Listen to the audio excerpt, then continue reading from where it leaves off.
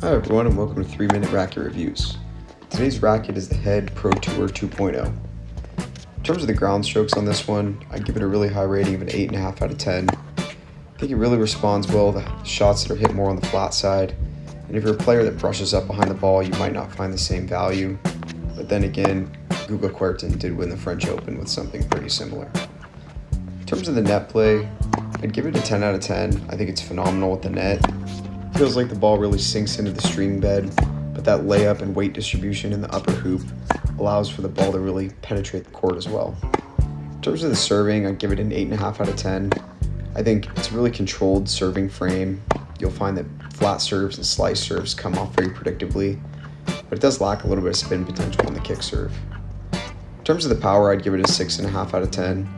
I think it's not the most powerful frame out there, but the way that the weight is distributed, you do feel this very steady response, so long as you're able to hit the ball in the middle of the string bed. In terms of control, I'd give it a 9 out of 10. I think it's phenomenal in that regard. One of the most pinpoint platforms of a tennis racket that I've ever used between the drill pattern and the layup. It really does allow you to hit your spots and command that exact pinpoint precision that we would expect out of a Pro Tour or prestige type frame. In terms of spin, I'd give it a 7 out of 10. I think the thin beam width does allow for it to come through the air very nicely, which helps with spin generation. In terms of stability, I'd give this a 9 out of 10. I think that weight distributed in the upper hoop really does plow through the contact point nicely, and that's responds well to off-center hits despite it being an 18 by 20 pattern. In terms of the comfort, I'd give this a 10 out of 10. I think they really nailed it with this layup. It's nearly as comfortable as the original. A lot of people have said that it's more on the crisp side relative to the original, but I just think that comes down to most of the originals that are in play today that are used as comparisons have been strung a lot of times and are often, multiple decades old. In terms of the flex profile, this is a classic lower yoke response. It really snaps into the contact point super well. You get that sensation of the racket flexing just right above the handle and really snapping its way through the contact point.